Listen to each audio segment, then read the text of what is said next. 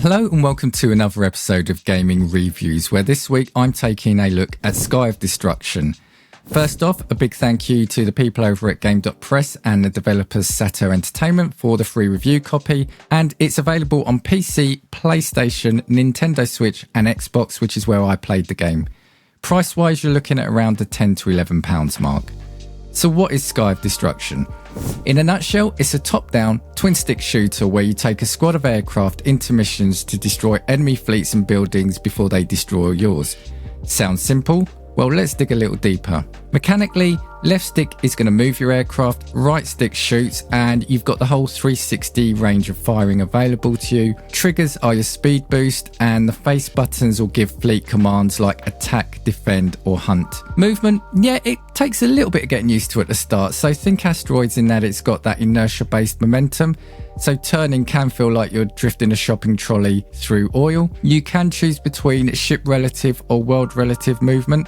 Personally, I got on better with the world relative option, but just fair warning that it may take a bit of time just to get used to the movement at the start. In terms of the missions themselves, well, you start by heading to the fleet screen where you can pick 3 types of aircraft to go into battle.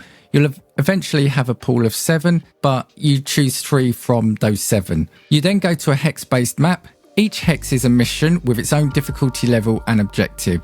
Maybe take out buildings, maybe destroy an enemy carrier, but they'll always be accompanied by a swarm of enemy planes trying to get to you. You choose a plane, dive into battle, and try to destroy the enemy before they destroy you.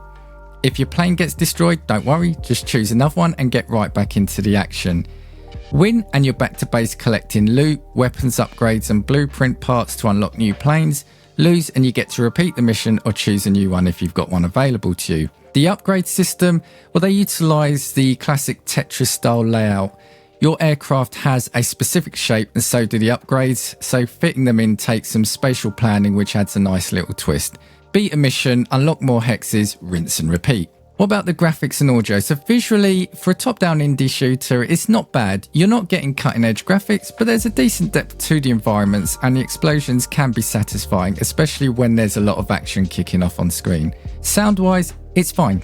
It can feel a bit flat for a game that's all about destruction, but again, it's serviceable. So the downsides, there's no story, like none, so don't expect any lore or cutscenes or any exposition at all. This is a game purely focused on the core gameplay mechanic. It's got a bare bones tutorial, a lot of stuff you'll probably figure out just by trial and error rather than being told how it's going to function in the first place.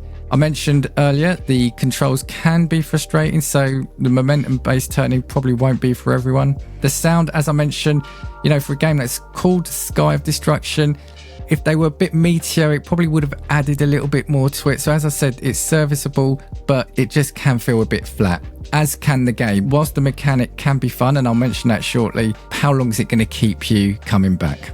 The upsides, so the upgrade system is clever and rewarding if you like the puzzle fitting element of games.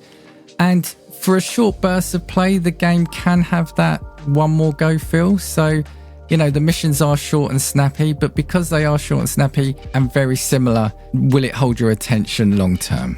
So final thoughts. Sky of Destruction is a bit of a tricky one to recommend across the board. It doesn't do a ton, but what it does fairly well. If you're after a quick chaotic shooter with some strategic elements and you don't mind repetition, you might find something here for you.